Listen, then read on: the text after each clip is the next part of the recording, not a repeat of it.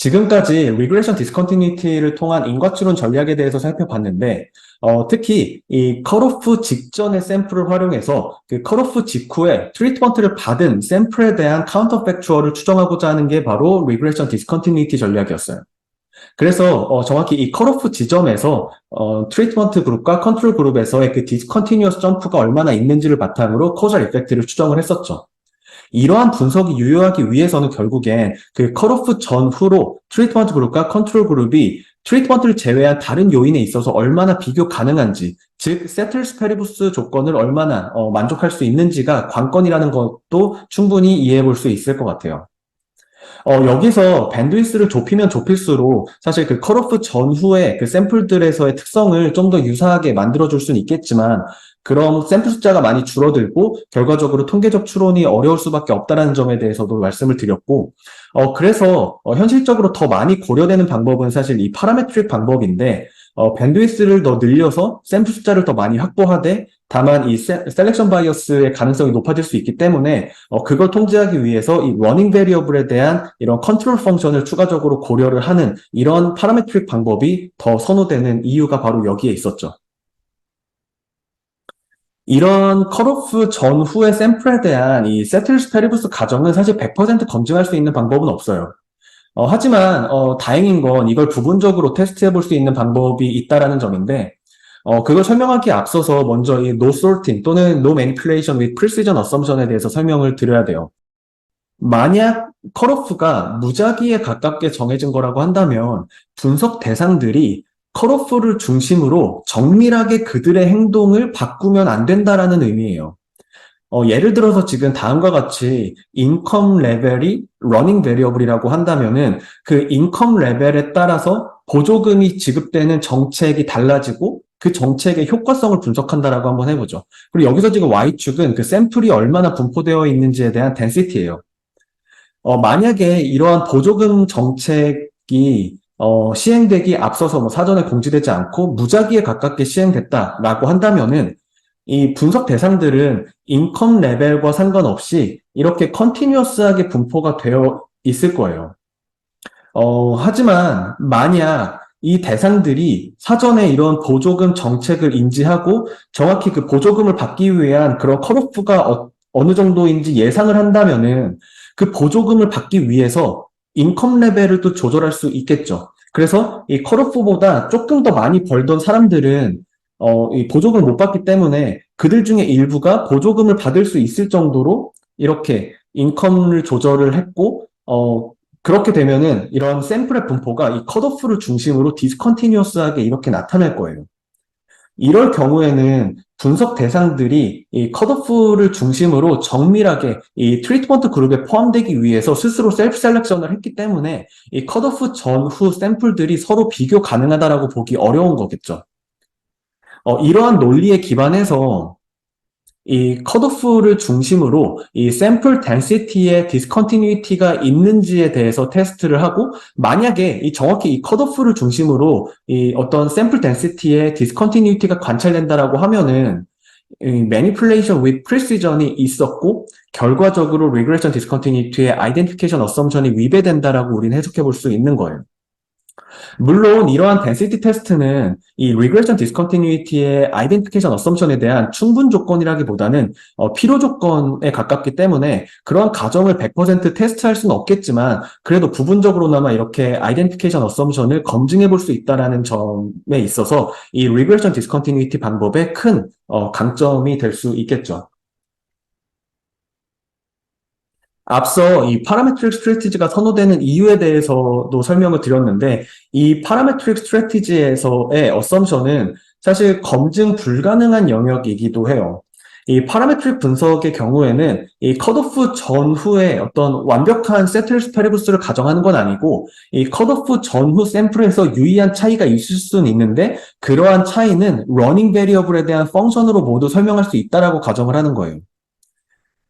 여기서 보면은 분명 어떤 패턴이 약간 달라 보이지만 컨트롤 펑션을 통해서 러닝 베리어블에 따른 아웃컴의 차이를 통제하고 나면은 이 컷오프 전후의 샘플들을 서로 비교 가능해진다라고 가정을 하는 거죠.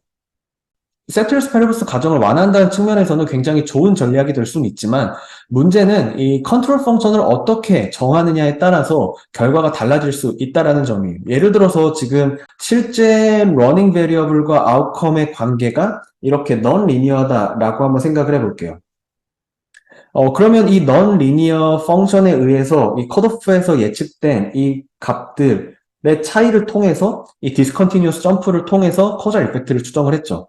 그런데 만약에 이런 non 리니어한 컨트롤 펑션이 아니고 리니어 컨트롤 펑션을 고려한다라고 하면은 이러한 리니어 컨트롤 펑션에 의해서 컷오프에서 예측된 값은 다음과 같고 그 예측값 간의 차이를 통해서 구한 커절 이펙트는 실제값보다 더 과대 추정될 수밖에 없다는 걸 볼 수 있죠.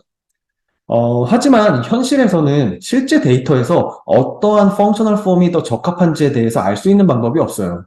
그래서 제가 앞에서 이 regression discontinuity 분석은 이 difference in differences보다 더 어려울 수 있다라고 말씀을 드렸는데 그 이유가 바로 이 difference in differences에서의 parallel trend assumption 가정에 비해서 이러한 regression discontinuity 분석의 핵심이 되는 이 functional form에 대한 가정을 마땅히 검증할 수 있는 방법이 없기 때문이에요. 특히 이 컨트롤 펑션을 추정하는 데 있어서 밴드위스가 넓으면 넓을수록 그 함수 형태에 따라서 그 베리에이션이 굉장히 커지기 때문에 결과가 더 크게 달라질 위험성이 있어요. 하지만 밴드위스 범위를 이렇게 좁히면은 사실 그걸 리니어로 하나, 넌 리니어로 하나 그 차이가 적어지기 때문에 이러한 어떤 상대적으로 펑셔널 폼에 대한 차이가 최소화될 수 있긴 해요. 이것도 사실 굉장히 중요한 트레이드 오프인데 앞서 밴드위스를 너무 좁히면 샘플 숫자가 줄어들기 때문에 밴드위스를 넓게 가져갈 필요가 있고 그러면은 이제 반대로 러닝 베리어블에 대한 이 어떤 아웃컴의 차이로 인한 이 셀렉션 바이어스에 더 취약해질 수밖에 없기 때문에 컨트롤 펑션에 도입하는 게 필요했던 이유였죠. 그런데 밴드위스가 또 넓으면은 컨트롤 펑션은 또 펑셔널 폼에 따라 더 센시티브해질 수밖에 없기 때문에 사실 다시 밴드위스를 좁히는 게 또 필요해요. 종합해 보면은 결국엔 이 regression discontinuity 분석에서는 밴드위스를 너무 넓지 않게 또 너무 좁지 않게 적절히 설정하는 게 굉장히 중요하다라고 할 수 있겠죠. 그럼 이런 밴드위스에 대해서 어떻게 옵티멀하게 구할 수 있을지에 대해서 궁금하실 텐데 앞서 이 밴드위스는 이 바이어스, 베리언스, 트레이드오프를 결정한다라고 말씀을 드렸잖아요. 이 바이어스와 베리언스를 모두 줄이는 게 사실 중요하다라고 한다면은 이게 이제 밴드위스에 대해서 트레이드오프가 되는 거죠. 이 밴드위스를 너무 작게 잡으면은 바이어스는 줄어들지만 베리언스가 커지고 반대로 밴드위스를 너무 크게 잡으면은 베리언스는 줄어들지만 바이어스는 커지게 되는 상황인 거죠. 그래서 결국에는 이 바이어스와 베리언스를 모두 최소화하기 위한 어떤 옵티멀 밴드위스는 그 중간 어딘가에 있을 텐데 그래서 그걸 이제 구하기 위해서 이 바이어스와 베리언스의 합인 mean squared error MSE를 최소화하는 방법을 이제 고안을 했어요. 이 밴드위스 H에 대한 이 MSE는 여기서 보이는 것처럼 실제 구하고자 하는 이 컷오프에서의 아웃컴의 차이와 그리고 이 밴드위스 H에 의해서 추정된 예측값의 어떤 차이 간의 그 오차에 대한 제곱의 평균이에요. 그러니까 이제 mean square error라고 불리죠. 그래서 이거를 이제 풀어서 쓰면 이렇게 다음과 같고 결론적으로 봤을 때 이 MSE를 최소화한다라는 거는 아웃컴과 그리고 컨트롤 펑션에 의해 예측된 아웃컴의 차이의 제곱의 평균을 최소화할 수 있는 H를 구한다라는 의미이기도 해요. 이러한 MSE를 최소화하는 밴드위스 H는 이 샘플을 몇 개 그룹으로 이렇게 나눠서 크로스 밸리데이션 방법을 통해서 구할 수도 있고 아니면 몇 가지 가정들을 통해서 이 MSE를 최소화하는 H를 구하는 어떤 옵티미제이션 솔루션을 휴리스틱하게 찾을 수도 있어요. 그리고 이 두 번째 방법이 이 옵티멀 밴드위스를 구하는데 가장 많이 활용되는 방법 중에 하나인 인벤스 앤 칼리아나라만 방법이에요. 그리고 또 그 아래에 있는 이 캘로니카 연구도 많이 활용되는 방법이긴 한데, 이건 이제 옵티멀 밴드위스를 구하는 걸 포함해서 이 리그레션 디스컨티뉴이티에서 발생할 수 있는 편향을 데이터 드리븐 방법으로 이제 보정하는 방법이에요. 그래서 이 두 연구에서의 그 결과들 모두 통계 패키지들로 잘 나와 있기 때문에 필요한 분들은 참고를 해보면 좋을 것 같습니다. 지금까지 리그레션 디스컨티뉴이티 분석을 위해서 필요한 가정들과 이러한 가정들에 대해서 부분적으로 검증할 수 있는 방법들에 대해서 설명을 드렸는데, 검증 불가능한 가정들에 대해서 고려할 수 있는 최선의 대안은 다양한 가능성에 대해서 결과가 얼마나 로버스트한지 테스트하는 로버스팅 체크예요. 예를 들어서 세틀스 페르브스 조건은 그 앞서 density discontinuity에 대한 테스트를 통해서 간접적으로 검증을 했지만, 실제로 그러한 결과로 인해서 언업저브 컨파운더들이 컷오프 전후로 얼마나 컨티뉴어스하게 변하고 서로 비교 가능한지 직접적으로 검증할 수 있는 방법은 당연히 없을 거예요. 왜냐하면 언업저브 컨파운더 자체가 관찰이 불가능하기 때문이죠. 하지만 적어도 일부 관찰 가능한 코베리에이트에 대해서는 그 컷오프 중심으로 얼마나 컨티뉴어스하게 변하고 있는지를 테스트할 수 있어요. 그래서 100%는 아니겠지만 부분적으로나마 이러한 어떤 코베리에이트 밸런스를 통해서 이 아이덴티피케이션 어썸션에 대한 신뢰성을 보다 담보할 수 있겠죠.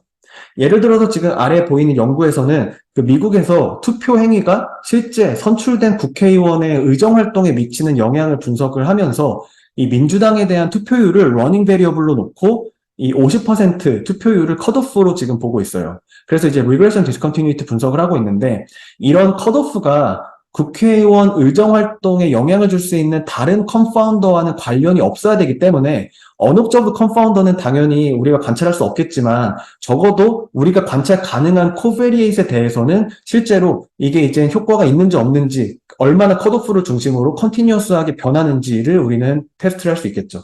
그래서 여기서 보면은 데모그래픽 팩터에 대해서 컷오프 중심으로 얼마나 컨티뉴어스하게 변하는지를 지금 분석하고 오른쪽에 보여주고 있는데, 50%라는 이 컷오프를 중심으로 이러한 어떤 뭐 인컴이라든지 고등학교 진학률 아니면은 인종 이런 요인들은 거의 그 컷오프 중심으로 컨티뉴어스하게 변하고 있어요.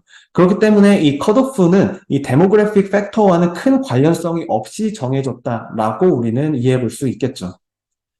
다시 한번 강조드리지만 이 regression discontinuity는 컷오프에서의 디스컨티뉴어스 점프를 통해서 인과추론을 하는 거기 때문에 이 컷오프가 이렇게 충분히 익소지너스하다라고 가정을 하는 거지, 러닝 베리어블 전체가 익소지너스한 걸 요구하는 건 아니에요. 여기서 보면은 분명히 이 러닝 베리어블인 민주당에 대한 투표율은 당연히 데모그래픽 팩터들과 유의한 관계가 있겠죠. 하지만 이런 경우에도 이러한 컨파운더들이 지금 여기서 정한 그 컷오프와 무관하다라고 한다면은 그래서 컷오프를 중심으로 컨티뉴어스 하다고 한다면은 충분히 인과추론이 가능하다라는 점에 대해서도 다시 한번 상기를 해보면 좋을 것 같습니다. 또 리그레션 디스컨티뉴이티에서 이 파라메트릭 스트래티지가 많이 활용되는데, 이 펑셔널 폼에 대해서 검증할 방법이 없다라고 강조를 드렸었죠. 그래서 실제 분석에서 가장 많이 활용되는 방법은 아래에서처럼 다양한 폴리노미얼 폼에 대해서 센시티비티 테스트를 하는 거예요. 여기 보면은 지금 컷오프 전후를 나타내는 이 트리트먼트 T의 효과를 지금 분석하고 있는데, 만약 이 러닝 베리어블 R에 대한 컨트롤 펑션을 고려하지 않으면은 그게 바로 넌 파라메트릭 방법이에요. 그런데 이렇게 이 러닝 베리어블 R에 대한 뭐 1차식, 2차식, 3차식 이러한 어떤 파라메트릭한 펑션을 고려를 하면은 그게 이제 파라메트릭한 방법이 되는데, 여기서 이게 실제로 어떤 펑셔널 폼이 가장 좋은지 모르기 때문에 이렇게 리니어, 쿼드라틱, 큐빅 폼에 대해서 테스트를 하고 있고, 거기에 더해서 이 러닝 베리어블에 따라서 만약에 트리트먼트 이펙트, 헤테로지네이티가 있다라고 가정한다면은 이 트리트먼트 T와 인터랙션 텀까지도 고려를 하는 방향으로 지금 확장을 할 수 있겠죠. 사실 이론적으로는 n차식까지 무한히 확장할 수는 있겠지만, 하이 오더 폴리노미얼 같은 경우는 그만큼 모양이 복잡해지고 그 펑셔널 폼에 따른 그 센시티비티가 그만큼 더 높아질 수밖에 없기 때문에 일반적으로는 리니어나 쿼드라틱까지 고려하는 경우가 많고, 경우에 따라서는 최대 큐빅, 그러니까 3차식까지 고려하는 경우가 일반적이라는 거는 염두에 두면 좋을 것 같습니다. 마찬가지로 밴드위스를 어떻게 정하는지에 따라서 분석 결과가 달라질 수 있기 때문에 어떤 게 정답인지 알 수 없는 상황에서 우리가 할 수 있는 최선은 다양한 베리에이션에 대해서도 결과가 충분히 로버스트하고 믿을만하다는 걸 보여주는 걸 거예요. 앞서 인벤스 앤 칼레나라만 방법을 통해서 옵티멀 밴드위스를 구하는 법에 대해서 소개를 드렸는데, 사실 이것도 하나의 정답이라기보다는 바이어스와 베리언스의 합인 MSE를 최소화하기 위한 밴드위스였고, 또 이걸 구하는 과정에 있어서 몇 가지 가정을 통해서 휴리스틱하게 구한 거기 때문에 사실 이 하나만 유일한 정답이라고 보긴 어려워요. 그래서 이 옵티멀 밴드위스를 기준으로 더 크고 더 작은 이런 밴드위스에 대해서도 추정 결과가 충분히 로버스트한지를 보이는 게 굉장히 큰 도움이 될 수 있겠죠. 지금 이 연구 사례를 보면은 그 옵티멀 밴드위스를 기준으로 더 크게 밴드위스를 늘려 잡아도 결과가 굉장히 로버스트한 거를 지금 보여주고 있는데, 반면에 밴드위스를 작게 할 경우에는 코에피션트는 비슷하지만 스탠다드 에러가 굉장히 커지고 컨피던스 인터벌이 굉장히 넓어져서 결과적으로 컨피던스 인터벌이 0을 포함하고 있기 때문에 통계적으로 유의하지 않은 거를 지금 볼 수 있죠. 사실 이건 충분히 예상 가능한데, 왜냐하면 밴드위스가 작을수록 그만큼 샘플 숫자가 줄어들고 통계 추정에서의 이피션시가 줄어들기 때문에 나타나는 대표적인 현상이에요. 그래서 이 밴드위스를 너무 좁게 잡으면 안 되는 이유에 대해서도 여기서 다시 한번 확인해 볼 수 있지 않을까 생각을 합니다.